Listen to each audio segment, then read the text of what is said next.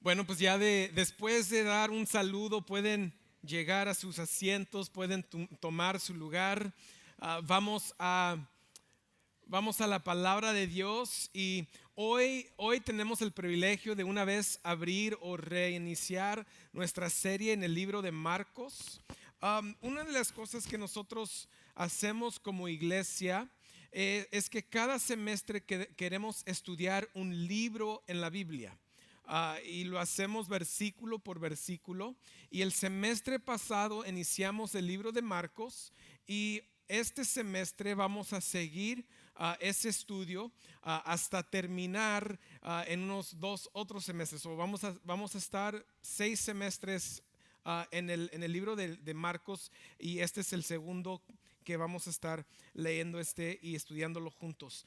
Nos gusta este tipo de enseñanza porque nos deja ver cómo iglesia nos ayuda a poder ver palabra por palabra, versículo por versículo, capítulo por capítulo, qué es lo que fue escrito, qué fue el significativo de cada libro, qué fue el propósito de Dios para poder escribir o darle el aliento, la inspiración a los autores para poder escribir estos libros. Entonces, por este mes o este semestre vamos a estar en el libro de Marcos, y hoy vamos a estar en el libro de Marcos capítulo 4, y vamos a terminar o vamos a cerrar el capítulo 4 llegando a los versículos 35 al 41. 35 al 41. Hasta este punto, dentro de nuestro estudio, en los primeros 3 capítulos, Marcos nos dio mucha información ya sobre quién es Jesús. Jesús ya a este punto ha llegado a hacer milagros. Jesús ya estaba teniendo conflicto con los fariseos y los escribas y los líderes religiosos. Pero en el libro de Marcos esto es lo que hemos visto.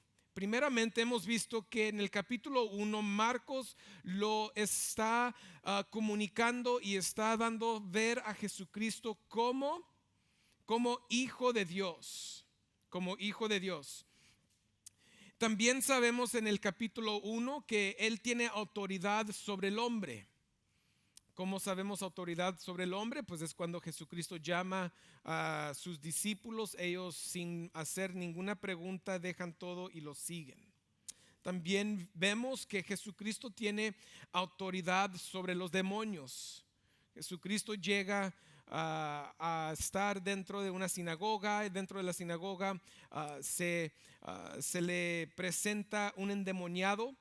El demonio lo reconoce y Jesucristo enseña su autoridad sobre los demonios. También vemos que Él tiene autoridad sobre enfermedades. Inmediatamente después de sacar o expulsar, o cuál es la palabra, sí, de sacar el demonio del Señor, Jesucristo llega a la casa de la suegra de Pedro, y la suegra estaba enferma, o sí, estaba enferma, y Jesucristo la sana. Y dentro de esa historia vemos que todos de la ciudad se dieron cuenta y todos llegan a estar en la casa de la suegra de Pedro, y Jesucristo está ahí y muchos fueron sanados.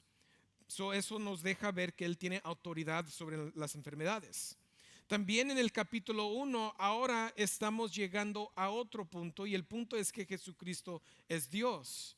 Y la pregunta es: ¿cómo hace saber eso Jesucristo sin decir que Él es Dios? Pues Él llega en el capítulo 2 versículo 1 en adelante. Vemos la historia del hombre paralítico quien necesitaba ser sanado por Jesucristo. Y dentro de esa historia Jesucristo entra en un debate con los fariseos, o los fariseos tratan de entrar en un debate con Jesucristo, porque Jesucristo le dice al paralítico, le dice: tus pecados han sido perdonados. Y ellos dicen: ¿quién se cree si solo Dios tiene la autoridad y el poder para perdonar pecados? ¿Cuál fue la respuesta de Jesús? Para que ustedes sepan que yo tengo el poder para perdonar pecados, levántate y anda. El paralítico se levantó, y para los fariseos y los escribas esto fue un momento para ellos de blasfemia. No lo recibieron como verdad de quién es Jesucristo, sino se arrojaron la ropa, se quitaron todo y estaban bien enojados por causa de que ellos decían blasfemia. ¿Por qué blasfemia? Porque luego después ellos dicen que la autoridad que tiene Jesucristo no viene de Dios y que Él no es Dios, sino ellos dicen que Jesucristo está haciendo todo por medio de la autoridad y el poder de ¿quién? De Belzabú, quien es Satanás. Y luego Jesús nos da las enseñanzas diciendo que Él ha llegado a poder liberar a los cautivos del hombre fuerte. ¿Quién es el hombre fuerte? Satanás. Entonces Él dice, yo he llegado dando una parábola para enseñar que Él tiene autoridad sobre Satanás. Y en el capítulo 4 llegamos ahora a la enseñanza de Jesucristo del reino de Dios. Y Él empieza a enseñar que Dios prepara la tierra para recibir la semilla. Si Dios no prepara la tierra, la tierra no va a recibir la semilla. Y uno dice, pues pastor, es que Jesús enseñó que había una calle, habían piedras o había esto. Sí, pero el punto es que la tierra buena es que alguien lo preparó y la persona que lo prepara es Dios mismo para poder recibir la semilla de las buenas nuevas. Ahora, luego después, en otra parábola, Jesucristo nos dice que Él o que Dios es el que también no solo prepara la tierra, pero Él causa la semilla que crezca. Dios se encarga de preparar la tierra, Dios se encarga de hacer la semilla crecer. Y ahora, sabiendo estas dos verdades, para nosotros los creyentes, para aquellos que iban a ser parte del reino de Dios, ahora nosotros tenemos una responsabilidad. La única responsabilidad que tenemos nosotros es tirar la semilla o compartir el evangelio, sabiendo que Dios es el que causa el corazón del hombre estar listo y preparado para recibirlo, y también es el que causa la semilla crecer. Solo nosotros deberíamos tener la fe en Dios para poder tirar la semilla y dar el evangelio. ¿Por qué está Jesucristo enseñando en parábolas?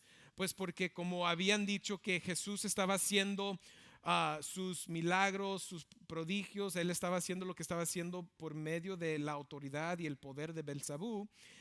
Dios trae juicio sobre esta generación, y ahora Jesucristo no está enseñando en las ciudades, sino está enseñando afuera de la ciudad. Y está enseñando por medio de las parábolas, porque la parábola hemos dicho que no es una ventana por lo cual el ser humano puede ver y reconocer la verdad del evangelio, sino las parábolas, dice Jesucristo, es para que no puedan llegar a conocer los que no son escogidos de Dios. Era una puerta para que esa generación, quien cayó el juicio de Dios, ¿se acuerdan que Jesús dijo que todo se puede perdonar menos que la blasfemia contra el Espíritu Santo? Eso fue en ese momento con Jesucristo, en ese contexto, y cayó el juicio de Dios sobre esa generación, y ellos se quedaron sin poder conocer y reconocer la verdad del evangelio por lo que ellos habían dicho y decidido de Jesucristo y de lo que Él estaba haciendo. Wow, es mucho, pero eso solo fueron 4 capítulos. Ahora, después de que Jesús estaba enseñando y dando las 3 parábolas, sabemos que también Él estaba junto a la playa del mar. Él estaba sentado sobre una barca y Él estaba enseñando hacia aquellos que habían llegado, multitudes habían llegado a escucharlo. Entonces ellos estaban sobre la playa, Jesucristo sobre el barco, y allí va a iniciar nuestra historia. Pero cada vez que se hace un estudio con la humanidad sobre el miedo y ansiedad, se les hace la pregunta: ¿cuál es el miedo más grande que tienes en la vida? ¿O de qué estás más miedoso? ¿Qué te causa ansiedad? Y 2 cosas que siempre salen y siempre están arriba y son las primeras cosas que dice la gente es: 1, miedo de la muerte y de falta de control. Muerte y falta de control. Y por causa de eso nosotros vimos algo suceder durante COVID. Durante COVID la humanidad se encerró. La humanidad tenía mucho miedo, especialmente aquí en los Estados Unidos. Solo podemos hablar de nuestra cultura, de nuestra comunidad, pero en nuestra comunidad se vio mucho miedo, mucha ansiedad. ¿sí? Y pudimos ver el ego de cada persona, aún siendo cristianos. ¿Por qué? Porque teníamos miedo de la muerte y que ya no estamos en control. Y la verdad es que dentro de la Biblia, iglesia, yo lo que leo he llegado a entender de que Dios quiere que nosotros podamos llegar en un momento en nuestra vida donde estamos plenamente confiados en Él. Porque el cristiano dice muchas cosas, ¿no? Y digo que sí dice muchas cosas el cristiano, pero muchas veces no cree lo que dice. Y ese es el problema. Porque lo que vamos a ver hoy es que el miedo y la ansiedad viene de falta de fe en Él. El miedo y la ansiedad está presente en nuestras vidas por causa de falta de fe y conocimiento de Jesús. Nosotros nos gusta decir que Dios es soberano, ¿correcto? La definición teológico de soberano es saber que Dios está en control de todo. Pero cuando algo sucede, como sucedió hace ya que 4 años, wow, hace casi 4 años, se vio que en nosotros no teníamos la fe en Dios, que Él está en control. Y mejor lo que hicimos fue que nos encerramos y solo cuidamos de nosotros y nuestra familia. Nosotros y nuestra familia. Familia inmediata. No los primos, no los tíos. La familia inmediata. No la iglesia, mi hermano, mi hermana, mi mamá y mi papá. ¿Por qué? Porque había ansiedad y miedo. Porque teníamos miedo de la muerte o de perder el control. Eso fue algo que vimos nosotros y mi pregunta para ti hoy es esta. ¿Qué es lo que te trae miedo a ti? ¿Qué hoy, en la vida hoy, te está causando mucha ansiedad? Y quizás te quiero decir hoy y retar junto a mí mismo que el reto es decir: Dios, ¿por qué no te estoy confiando en esta área de mi vida? ¿Por qué no estoy confiando que tú estás 100% en control? ¿O por qué no estoy confiando que yo tengo la vida eterna? Y me estoy aferrando a esta vida mucho y tanto que tengo miedo de morir. ¿Cuál es ese miedo y cuál es esa ansiedad? Pues hoy vamos a ver uno de los miedos de los discípulos. Y en Marcos capítulo 4 versículos 35 en adelante vamos a ver una historia de ellos sobre la barca con Jesús en la tormenta. Pero antes de eso les voy a dar el punto del sermón, y es esto: dado que sé quién es Jesús y mi fe completa está en Él, puedo vivir mi vida con calma y servirle sin importar las dificultades que enfrente. Dado que sé quién es Jesús y mi fe completa está en Él, puedo vivir mi vida con calma y servirle sin importar las dificultades que enfrente.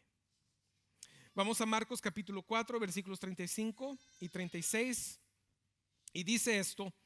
Dice: ese mismo día, hablando del día cuando Jesús estaba sobre la barca y enseñando, dice: caída ya la tarde, Jesús les dijo: pasemos al otro lado.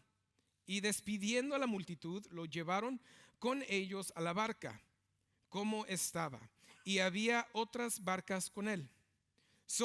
De nuevo, regresando, el contexto es que en este día Jesucristo había llegado a estar, estaba enseñando a multitudes.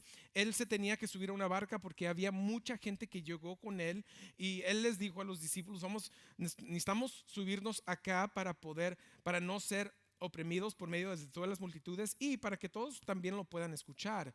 Entonces él estaba enseñando en la barca y él está dando sus parábolas, y dentro de sus parábolas también él está explicando a sus discípulos lo que está enseñando como parábolas, porque si se acuerdan, la parábola era para traer confusión para aquellos que no eran de Dios y claridad para aquellos que sí eran de Dios. Jesucristo seguía diciendo lo mismo: el que tiene oído que oiga, el que tiene oído que oiga. Y Si se voltean uno al otro, todos vamos a ver que todos tenemos oídos. Entonces, ese no es el punto. El punto es a quién Dios le había dado el oído para poder escuchar y entender lo que Jesús estaba enseñando. Por eso decía, el que tiene oído, oiga. Sus discípulos tenían oído y aún así le decían, oye maestro, ¿qué fue esto lo que dijiste? Y Jesús tenía que parar y les enseñaba y les explicaba lo que estaba enseñando. Todo esto sucedió en un día. Y luego Jesús, después de que ya había dejado de enseñar, ya llegó tarde o ya había caído la tarde, ya estaba escureciendo, Jesús dice, vamos al otro lado, vamos al otro lado.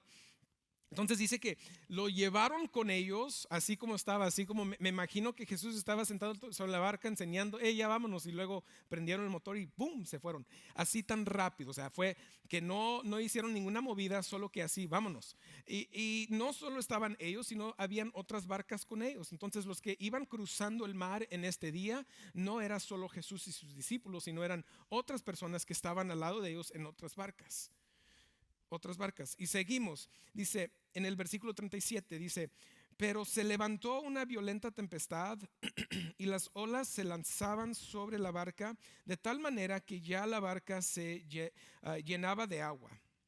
Jesús estaba en la popa durmiendo sobre una almohadilla,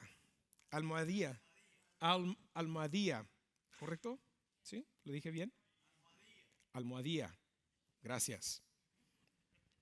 Entonces lo despertaron y le dijeron, maestro, ¿no te importa que perezcamos? Maestro, ¿no te importa que perezcamos?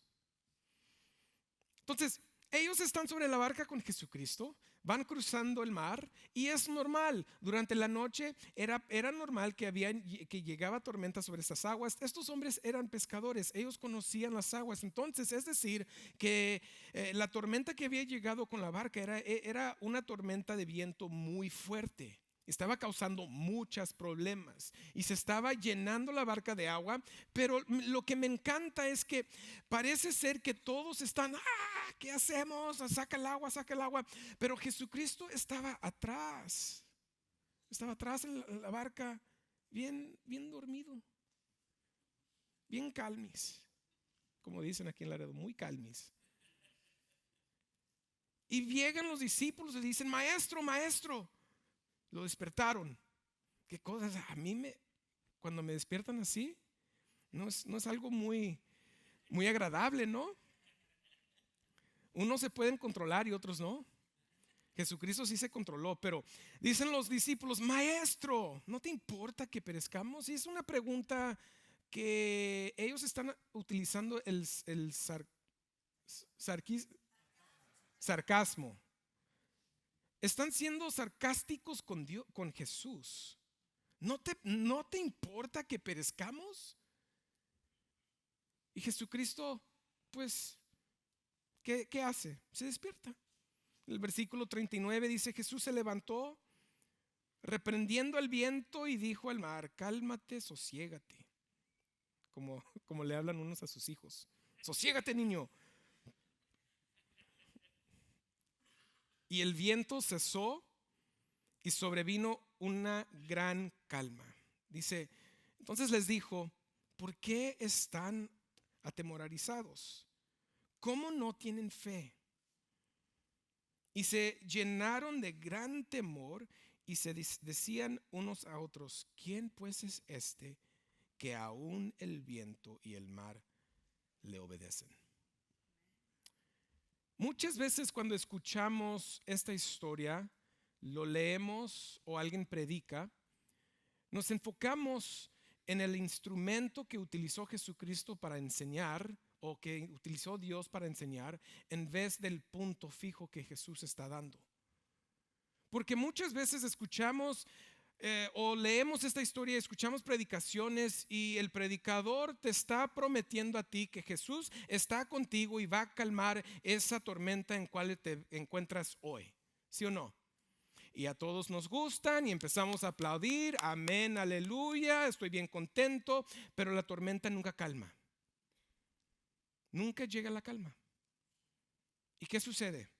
Muchos nos desilusionamos. ¿Por qué? Porque un pastor me dijo a mí que Jesús iba a calmar la tormenta, pero nunca lo pudo calmar. Bueno, pero ¿qué si eso no fue el punto de la historia? ¿Qué si el punto de la historia es lo que vemos al final? ¿Qué si el punto de la historia es poder llegar a la verdad de que sus discípulos, aún viendo todos los milagros que Jesús había hecho, aún viendo la autoridad que él tenía sobre los demonios, aún viendo que él tenía la autoridad para perdonar el pecado, explicándoles simplemente por el ejemplo que él era Dios? Que si ellos viendo todo esto y aún siguiendo a su maestro, y miren, enfóquense en las palabras que utilizan, porque ellos dicen maestro, no le dicen Señor todavía, le dicen maestro. ¿Por qué? Porque hasta este punto los discípulos no habían llegado a obtener una revelación completa de quién era Jesucristo. Pero aún así, viendo las cosas que él había hecho, quizás para ellos, llegando a enfrentarse con esta tormenta, la mejor respuesta que ellos podían tener, dado a la fe, era estar acostado con Jesucristo atrás de la barca, o ¿cómo se llama el posterior de la barca? Acostado y durmiendo con él. Porque si él está bien, pues yo también estoy bien. Porque eso es la fe. De hecho, quizás la fe para ellos los hubiera llevado a pensar, escuchen esto, iglesia, los hubiera llevado a pensar, aún si se hunde esta barca, Él me puede dar la vida eterna. Aún si se hunde esta barca, sabemos que Él se va a encargar de nosotros. Aún si se hunde y si vamos en esta vida, vamos a perecer, aún sabemos que Él está en control. Pero muchos de nosotros no vivimos con ese tipo de fe. Y vemos esta historia y en vez de ver la verdad y el punto que Dios está tratando de comunicar y darnos saber, nos enfocamos en pensar que siempre que haya tormentas en la vida, Dios va a calmar esas tormentas. Yo perdí a mi papá a los 16 años, todavía no llega a resucitar mi papá, iglesia. Todavía estoy en esa tormenta. Y eso no dice que Dios no es Dios, eso no significa que Jesús no es Jesucristo. Yo he llegado a reconocer que aún en mi tormenta, Él ha estado conmigo. Y Él me da la paz para sobrepasar cualquier tormenta que yo voy a tener en esta vida, si hay luz de nuevo o no hay luz de nuevo. Pero lo que sí sé es que si Jesucristo dice que Él es Señor, entonces Él es Señor. Si Jesucristo es quien Él dice quien es, yo no tengo nada por lo cual estar ansioso ni temeroso. De hecho, la palabra miedo, donde dice Jesucristo, les dice, ¿por qué están atemorizados? Esa palabra en el griego comunica cobardería. ¿Por qué son cobardes? ¿Por qué son cobardes? Yo también leo en el Nuevo Testamento, leo que Pablo le escribe a Timoteo y dice que Dios no nos dio un espíritu de cobarde, sino nos dio un espíritu de poder, amor y dominio propio. Dios no desea que sus hijos tengan temor. El deseo de Dios es que sus hijos lleguen a tener una plena confianza en Él. Y saber que si Él dice que es soberano, eso es, Él es soberano. Si Él dice que es omnisciente, eso es omnisciente. Si Él dice que es omnipresente, Él es omnipresente. Si Él dice que te da la vida eterna, al llegar a morir aquí en esta tierra, estamos con Él.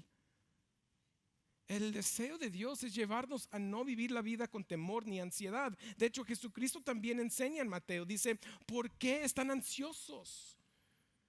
Dice Jesucristo que el creyente, sus discípulos, los hijos de Dios, no deberían vivir la vida con ansiedad como los gentiles, porque los gentiles no tienen un padre quien cuida de ellos, pero nosotros sí.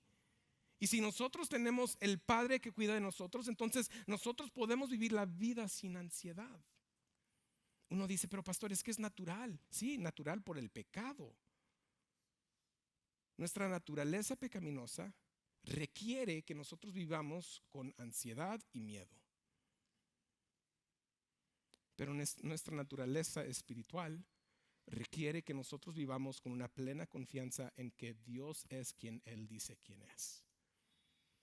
Y si podemos vivir con esa verdad, entonces nosotros podemos llegar a servir a Dios de una manera muy diferente. Porque ¿cómo es posible que una iglesia puede servir a Dios si está con miedo? ¿Cómo puede ser que un cristiano está glorificando a Dios si tiene el mismo temor, cobardería del mundo y la vida que los demás tienen? Entonces, ¿dónde está la diferencia? ¿Dónde se puede ver Dios en mi vida si yo tengo el mismo miedo que los otros que no tienen a Dios? ¿Sí me explico? Entonces el punto de este pasaje no es que Jesucristo calmó la tormenta, es que Él tuvo que calmar la tormenta porque sus discípulos no tenían el suficiente fe en su vida. ¿Ven la diferencia?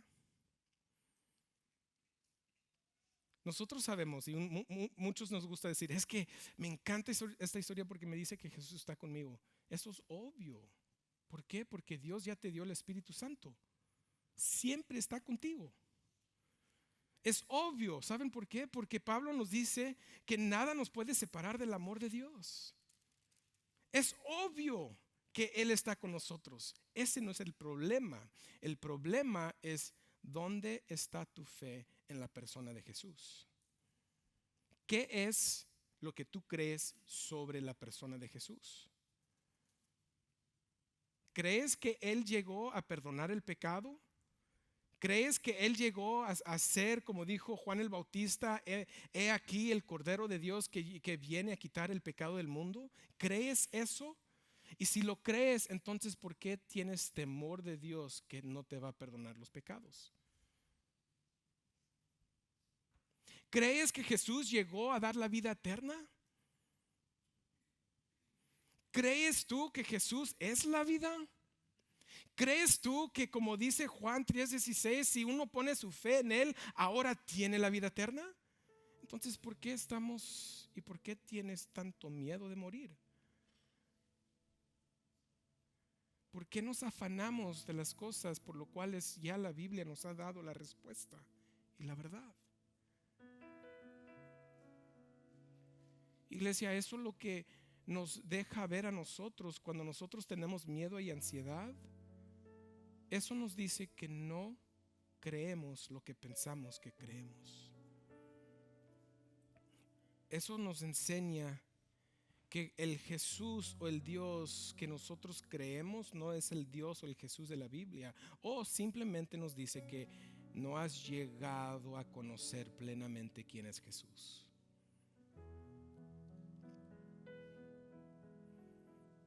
Un día a Pedro le llegó una tormenta. Y le dicen, tú eres el que andaba con Jesús. Y él dice, no, estás loco. ¿Cuántas veces negó Pedro a Jesucristo? 3 veces. Y después de resucitar Jesús, después de resucitar Jesucristo, Pedro se enfrenta con una tormenta que el imperio romano lo quiso crucificar como a su Señor. Esa vez, iglesia, Pedro no negó a Jesús.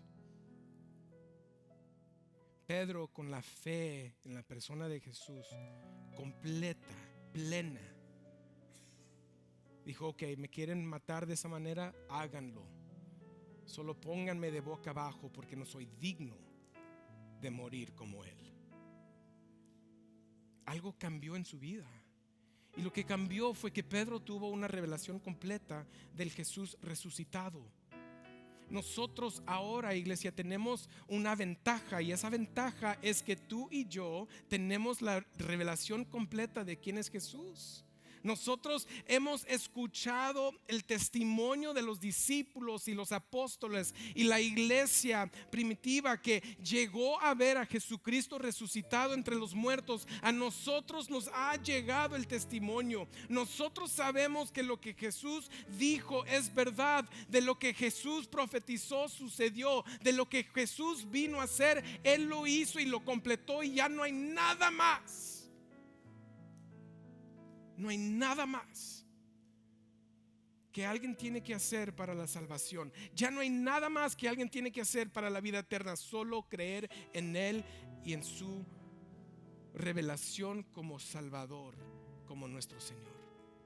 Y cuando uno llega a tener esa fe completa y plena en Él, eso afecta tu manera de vivir. Eso afecta la manera en que tú estás sirviendo a Dios en esta vida. Ya no con cobardía, ya no con miedo, ya no con temor, sino ahora lo hacemos con toda la confianza en Jesús, que si me va bien o no me va bien, a mí no me importa, porque yo tengo paz con Dios, yo tengo la eternidad y yo estaré con Él por siempre y por todos los siglos de los siglos. Eso es lo que importa.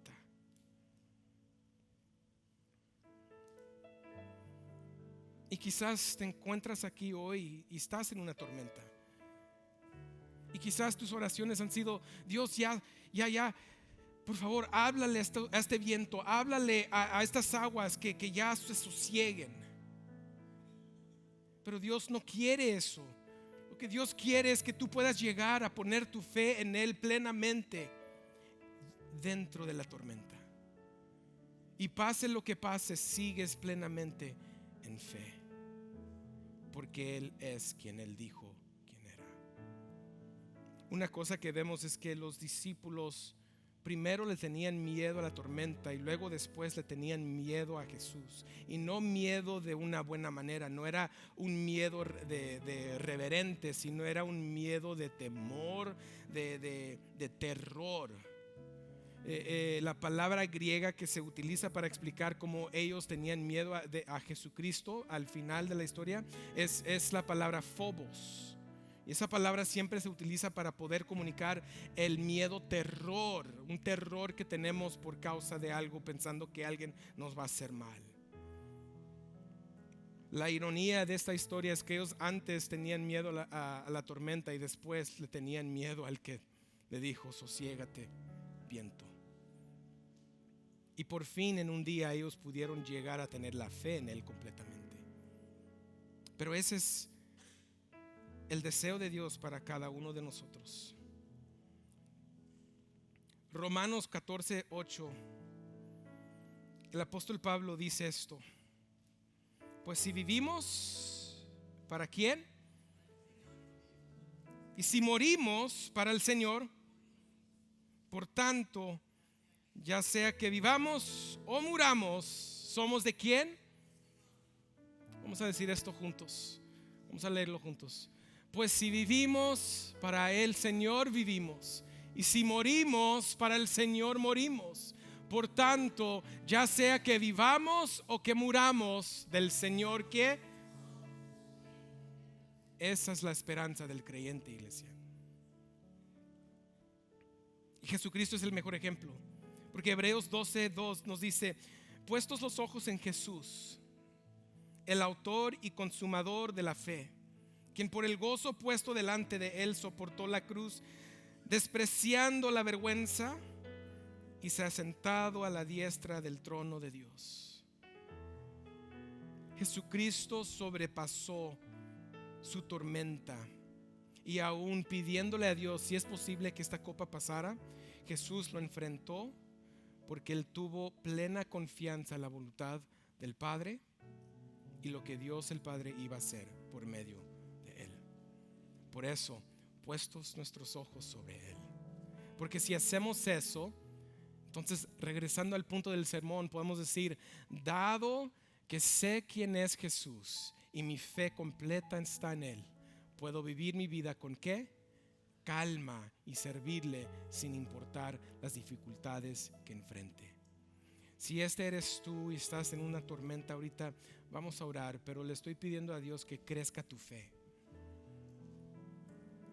no le voy a pedir que remueva la tormenta.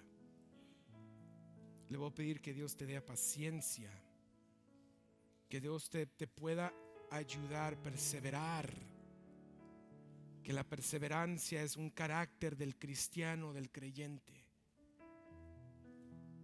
y que Dios pueda crecer tu fe en su Hijo amado Jesucristo. Que pase lo que pase, tú puedas saber que Él está contigo. Pierdas lo que pierdas, tu herencia está en el cielo. Falle el que falle, Él nunca te va a fallar.